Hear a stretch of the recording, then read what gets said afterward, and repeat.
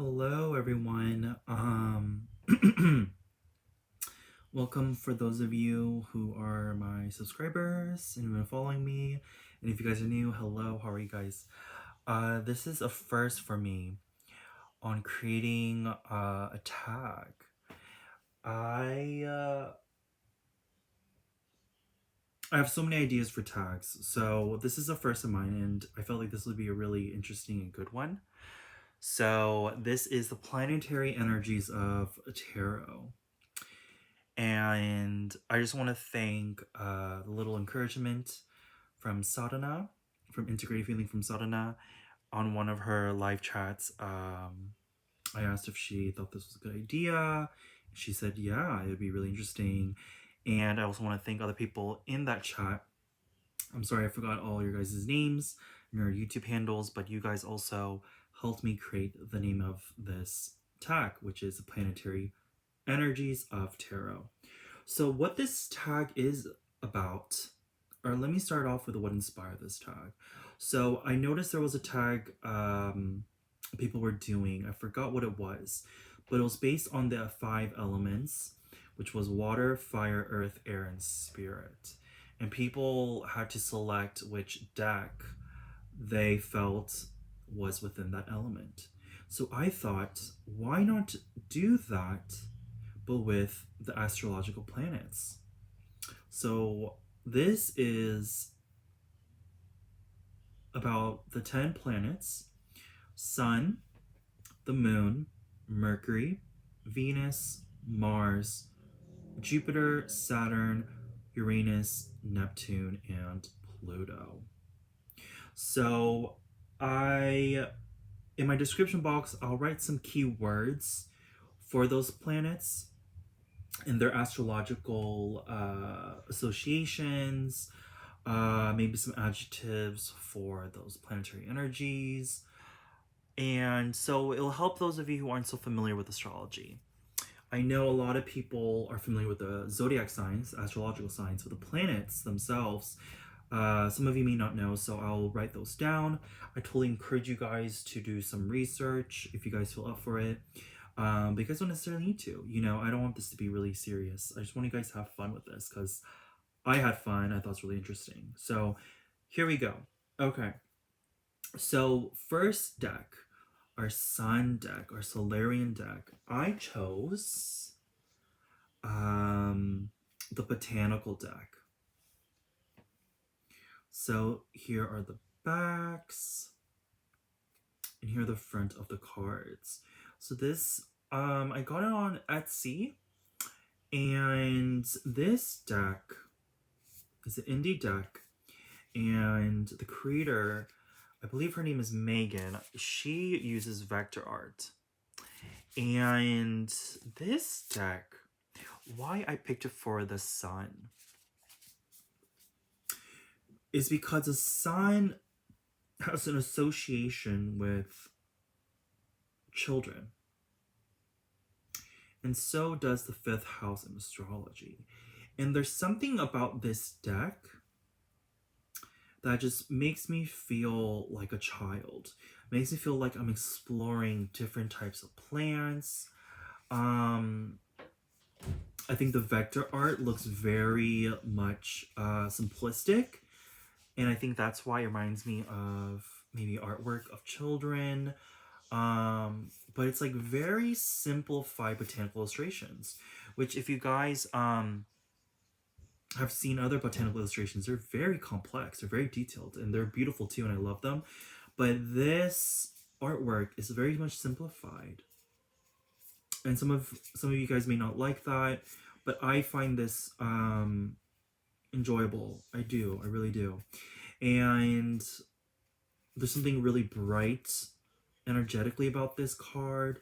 There's almost sort of a radiance with it.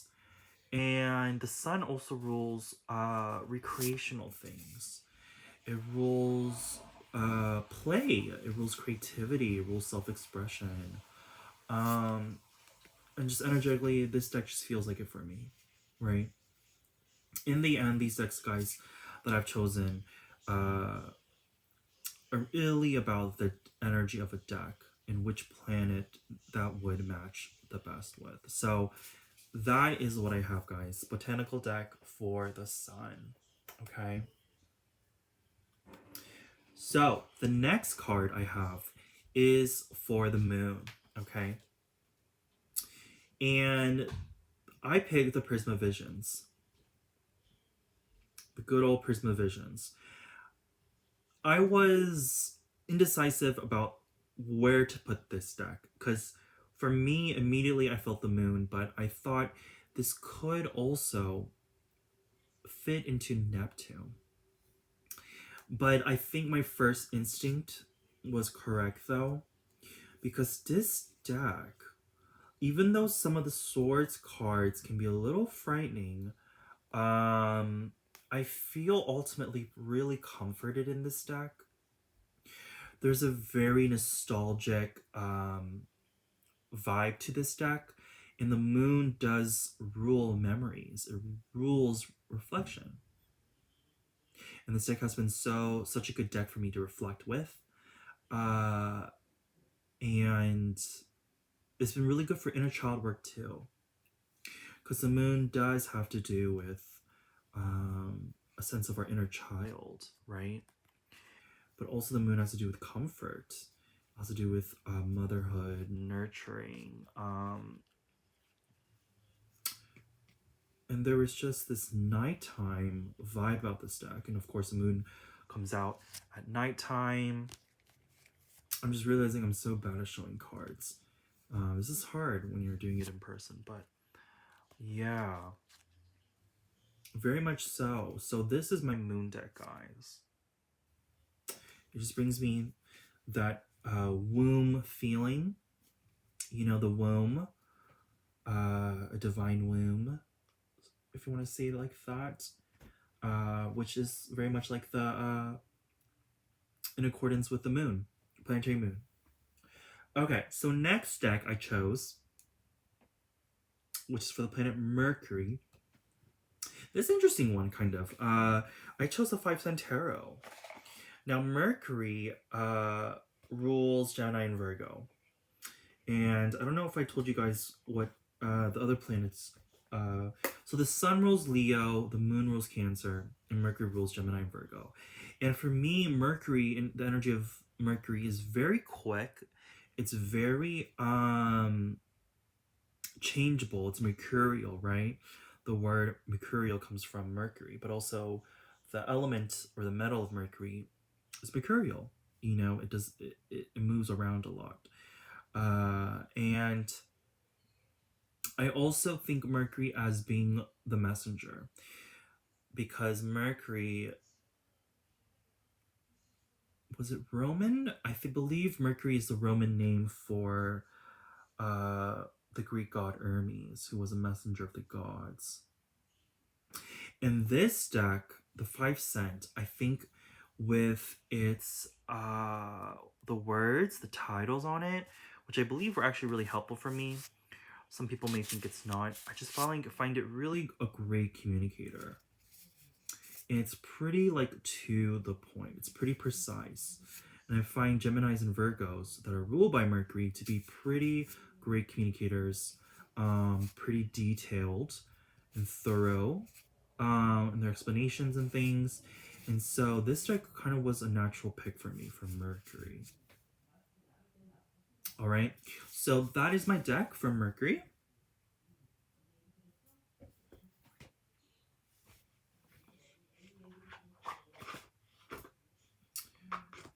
All right, so the next planet is Venus.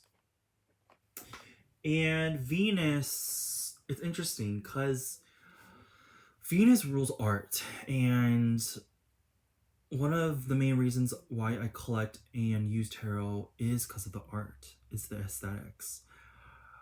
So, and when I purchase decks, not always, but usually I'm drawn to a deck for the aesthetics, right?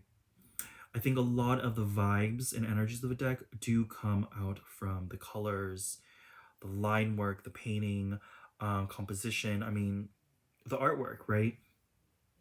So that's so many decks in my collection.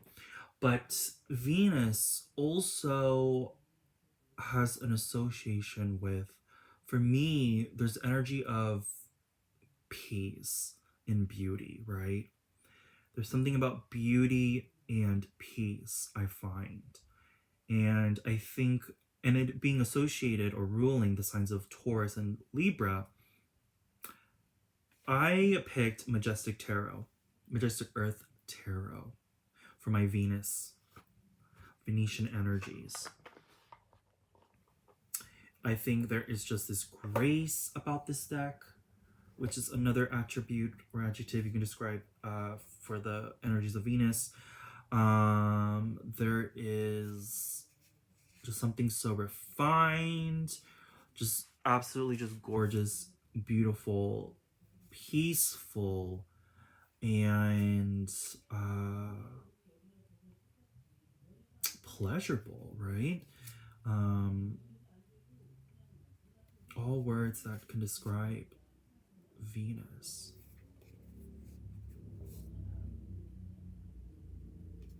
Just gorgeous. Gorgeous, gorgeous deck. So that is my Venus deck. And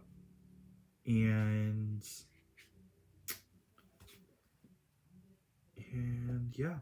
All right. So we are going to go on to Mars. My Martian deck. And for this one, this one was an easy one too. So I picked the Primordial Tarot for Mars. So these are the backs. These are the fronts. This deck just has such a primal energy, and it's a bit aggressive. And that describes Mars to me. And these are depictions of our ancestors, of humans back in the times when we really had to just fight or flight, right? I mean, look at this card. That's like archetypal Mars energy. And so, yeah, I don't know what else to say about this. You know, maybe there's a little bit of a savagery to this deck, that raw primal energy. I don't really like to use that word savagery, but you know, Mars can definitely be that energy. You can express that Mars energy in that way. But yeah, very interesting, but very cool. Very cool deck. Definitely want to work with this more this year. But yeah, easy peasy. This for me was definitely a Mars deck that I chose. Now, Jupiter was a little confusing. This was like the last deck I picked. And Jupiter, I immediately think of travel. I think of foreign cultures. I also know that Jupiter is the guru planet. It's a very beneficial planet. And I picked the Osho Zen. I've been using this for the Gratitude Challenge. And it's been really great. I mean, the deck is based on Osho's teachings, and Osho is a guru. So that Jupiter, guru, right there, right? But I just think something about this, the vibe of this deck, though. It feels very much Jupiterian to me. This expansion, the illustrations of other cultures, right? Specifically foreign cultures to me personally. And like this deck just feels so Jupiter to me.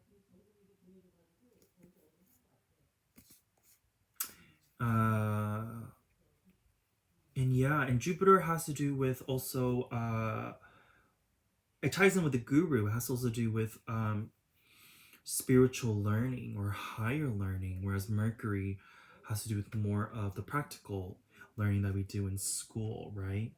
This has to do with a little more of that philosophy and psychology, perhaps too.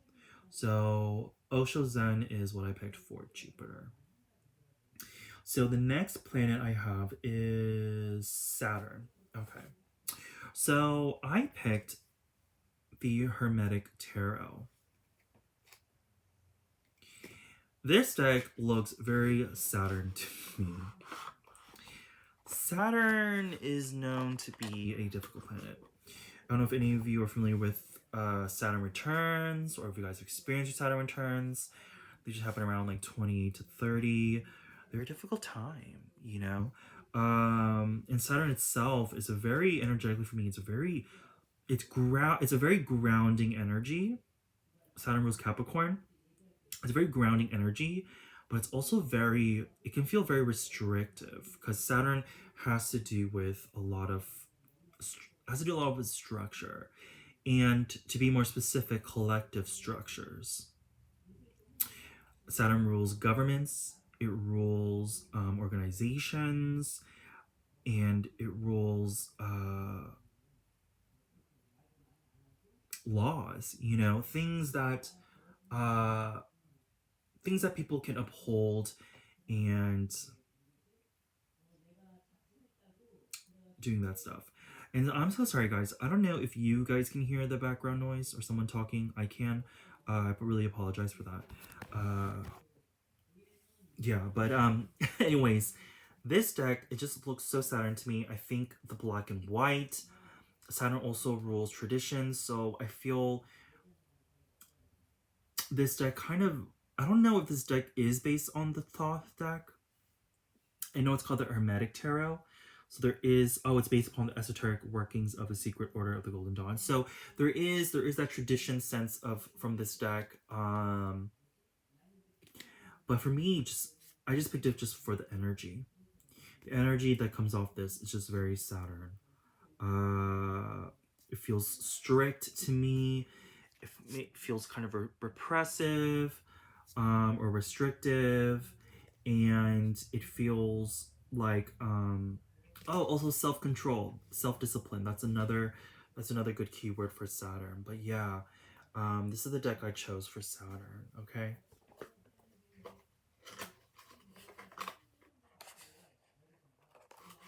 So next deck is Uranus. And this was an interesting one. This one took me a little bit of a while. So Uranus rules Aquarius. But Uranus, the planet itself, rules astrology. It rules science. It rules people who are geniuses, who think out of the box. Uranus can also rule the internet. It has to do with collective consciousness in a sense. And for me, also Uranus has a lot of this unusual, quirky, unconventional, just bizarre, weird energy. And I picked one of the most bizarre decks I have, which I love. I love this deck, which is the Hayworth Tarot. So this is my Uranian Uranus deck. And this is such an odd deck. So I know this deck is based on some either horror writings. I know there's some podcast. They're like horror stories. And the color scheme of this deck and the illustrations, they're not really that dark. They're not really that morbid or macabre. I feel it's just really quirky and unusual and kind of genius. Some cards are just so unusual and they make sense. And I really love it. I really love it. It just has this weird, quirky vibe. There also is, I feel like there's like this subtle sense of humor with this deck, which I like. I mean, for me, like this is actually like an actually really beautiful card. This Two of Cups, with the two hands doing that pinky swear and that trust, right? But I guess it's just illustrated in such an unusual way. Hands coming out of a cup. But I like that. I like that unusualness about this deck. So I'm not going to do a deck review on this, but I just wanted to show it because, of course, I'm doing Planetary Energies of Tarot. So this is my Uranus deck, and you guys can watch walkthroughs. But yeah, definitely an unusual deck, and I actually find it really beautiful. All right. So that is my Uranian deck. And the next planet is Neptune. So we're almost there, guys. We're almost to the end. So the Neptunian deck I picked, I will be honest with you guys, I'm not completely happy with my selection because I wished I had the Mercurial tarot for Neptune. It's been on my wish list and I just haven't quite gotten it, but when I was thinking of Neptune, that deck just popped in my mind and I was like, that is the perfect Neptunian energetic deck. So as you know, a runner-up, I picked another deck. I picked the Healing Light Tarot. Now, Neptune rules artists, it rules drug addicts, it rules mystics, psychics, it can rule dreams, it can rule astral traveling.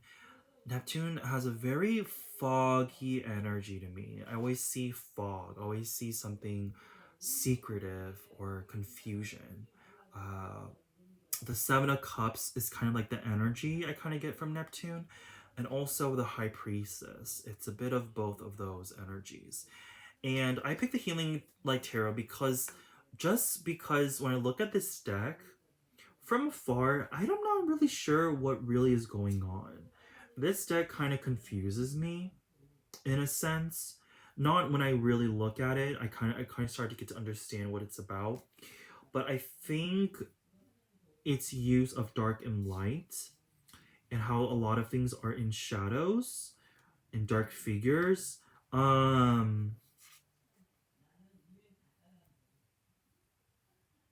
Yeah, I don't know. It just feels very Neptunian to me. Not the most. Mary L definitely feels Neptunian to me. But this is one expression of Neptune that I felt I went with. So, not completely happy with this, guys. I will say for my Neptune, which had the Mary L to show you guys, but that is what I have as holding its place. Okay. So our last deck, guys, is Pluto. So, what deck has a Plutonian energy? Well, Pluto rules Scorpio. Okay. So there definitely is that intensity. There's definitely that transformation. And I picked the William Blake Tarot. I am still unsure of why I picked this. Because when I think of Pluto, it ruling death and rebirth, transformation, transitions, and stuff, I don't know. I feel like instinctively I would think of like a darker deck, right? Like Darkness of Light Tarot. But it doesn't quite feel Plutonian to me. But this deck does. So I'm wondering, because this deck is featuring William Blake's paintings. So I'm wondering if he has really significant Pluto aspects in his chart or Scorpio placements. But yeah, this deck just feels very Plutonian to me. His paintings are beautiful. This deck is deep. Its full title is the William Blake Tarot of the Creative Imagination. So there definitely is the suits of, you know, painting, music, poems, and science. But I think the artwork energy of this deck just feels Plutonian. I mean, that's pretty Plutonian, right? But yeah. And I can also see this deck being a little bit of Uranus, maybe a little bit of Neptune energy in it, but I ultimately picked it for Pluto. And I think I'm going to stick with it. Even though I not understand completely why. Maybe you guys can let me know of what you think of why I think that. But that is my deck for Pluto. All right. So guys, thank you so much. That is the end of this tag here. So I hope you guys are interested. I hope you guys do upload your own video of planetary energies of tarot. I'm so curious. I'm so interested in what you guys have to say and show, and just have fun. Okay, guys? So until next time, my next video, I'll see you guys back then. And yeah, let me know. All right? Take care, guys.